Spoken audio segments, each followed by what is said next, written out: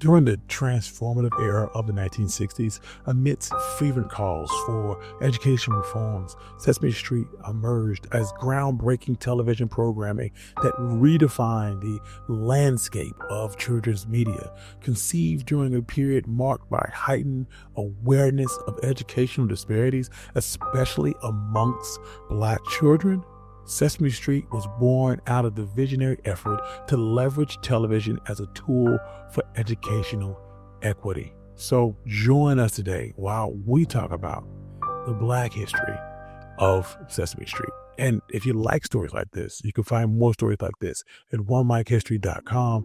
But without further ado, let's get started. The inception of Sesame Street was deeply intertwined with social-political climates at the time, particularly Lyndon B. Johnson's Great Society initiatives, which aimed to tackle the extremely difficult issues such as poverty, inequality, and educational access. At the heart of this pioneering venture was Joan Gatz Cooney, a television producer dedicated to social justice and educational equity. Cooney had exposure to educational disparities affecting underserved communities, most notably through her work on a documentary about Harlem preschool program. This fueled her determination to attempt to affect change. She collaborated with Lloyd Morissette. Cooney envisioned a television program that combined entertainment with education, designed to captivate young minds deprived of quality schooling, and partnered with influential entities like Carnegie Corporation and Ford Foundation. The Children's Television Workshop, now Sesame Workshop, was formed as an ambitious project brought to life. The endeavor united educators, researchers, creative talents with a singular mission to harness television's potential as a transformative educational tool. Launched in 1969, Sesame Street broke ground integrating engaging narratives into a rich educational content, creating a dynamic learning environment for preschool-age children. Set with a backdrop of a fictitious urban street, the show expertly combined live action, puppetry, and animation to introduce foundational concepts like literacy, numbers, emotional intelligence, diversity, and social skills. With iconic characters like Big Bird, Elmo, Cookie Monster, and Oscar the Grouch, they became cultural mainstays, each contributing to the show's colorful tapestry of learning with heart and humor. Central to Sesame Street was its commitment to preparing children for formal schooling, especially those from underserved communities with limited educational resources. Unlike its predecessors, which often emphasized consumerism, the show meticulously crafted a curriculum aimed at measurable educational outcomes. This dedication to authenticity and diversity resonated profoundly with audiences, transitioning socioeconomic barriers by offering the program free of charge. By ensuring equitable access to high-quality educational content, Sesame Street aimed to level the playing field by fostering a lifelong love of learning and exploration. The show's innovative urban setting, inspired by Harlem, set designer Charles Rosen would look at Harlem and the Upper West Side and the Bronx to design the iconic 123 Sesame Street brownstone. This served a dual purpose. It was not only to provide a familiar backdrop in the form of brownstones and cityscapes, but also reflected the everyday experiences of inner-city urban children. This setting, coupled with the racially diverse cast, created an inclusive, relatable environment, a urban neighborhood with elements like trash cans and brownstones akin to those in many of the children's neighborhoods. Chester Pierce, a Black psychiatrist and Harvard professor, played a pivotal role in crafting a hidden curriculum within the program. This curriculum was aimed at promoting self-worth and countering the marginalization of Black children. With an advisory board of prominent Black educators and psychologists, Sesame Street integrated themes of empowerment, diversity into its foundation, setting a new standard for educational programming. By intertwining educational content With cultural relevancy, Sesame Street not only bridged educational gaps, but it offered a counter-narrative to the pervasive negative portrayals of Black people in the media. It's positioned itself as a resource for children's education dedicated to inclusivity and excellence, thereby opening doors for countless young learners. From its first episode, the show embraced its diverse cast.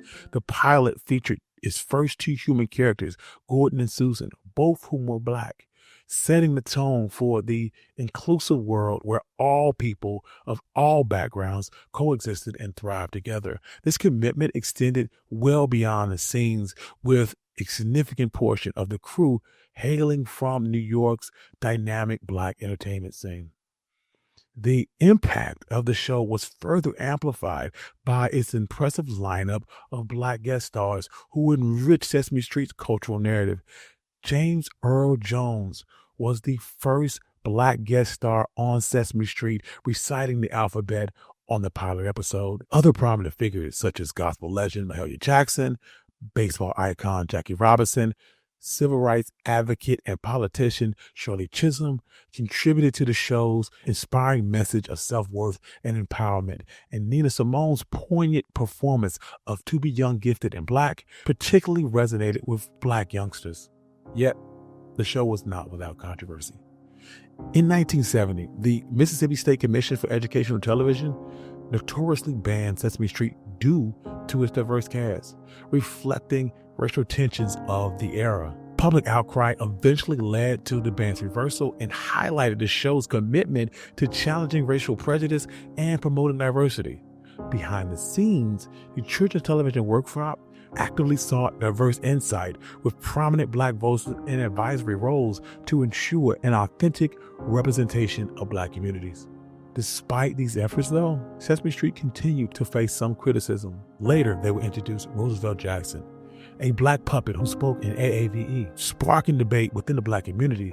Some who saw it as a positive representation of Black culture, and others who felt that he reinforced negative stereotypes. This all led to its eventual removal from the show. The program was also criticized for following educational fads. Notably, Cookie Monster began promoting healthy eating by proclaiming that cookies are sometimes food. Through all of this, Sesame Street remains committed to education and diversity. So as we fast forward to today, Sesame Street is once again at a crossroads. Originally gracing the screen on PBS, the series would transition to HBO in 2015 due to financial constraints, sparking concerns over accessibility for lower-income families who might not be able to access the premium network. This shift underscored a broader social issues of public television funding, which continuously grapples with budget concerns amidst competition from commercial networks. Recently, after 54 seasons, Warner Bros. Discovery decided against renewing its agreement to distribute the show on HBO and its streaming platforms. This aligns to Warner Bros.' strategy of pivoting towards adult programming, leaving the show's future in limbo. While Warner Bros. States that Sesame Street back catalog will remain accessible on Max until 2027, future episodes will require another platform. Although going back to PBS remains an outlet, it's unclear if a return is financially feasible for both PBS and Sesame Workshop.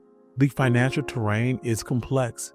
Producing high-caliber television programming is expensive. Meanwhile, the ad-free models of some streaming platforms limits their potential revenue. Furthermore, Sesame Workshop broad commitment to extending its educational mission through outreach of supporting children of incarcerated and military families and funding international productions adds an additional layer of financial complexity. Through it all, Sesame Workshop remains committed to the show. They state that they're attempting to change the format for its 56th season. Departing from its traditional presentation, the show will now embrace longer street stories coupled with reoccurring animated segments. While these innovations signal that Sesame Workshop is resolved to continue making Sesame Street a new distribution partner is critical if the show is going to continue. Through these transformations, Sesame Street remains a bastion of educational innovation, embracing diversity and inclusion while reflecting modern societal complexities such as race, class, social justice from an age-appropriate window. Its legacy persists as a testament to the enduring necessity and the impact of quality children's programming has had on all of us. So we need to make sure that this show continues to educate the future leaders of the United States. Thank you. I'm your host, Country Boy. This has been the Black History of Sesame Street. If you like stories like this, you can find more stories like this at onemichistory.com. I would like to thank all my Patreon subscribers. Without you, none of this could be possible. I love you all. Peace.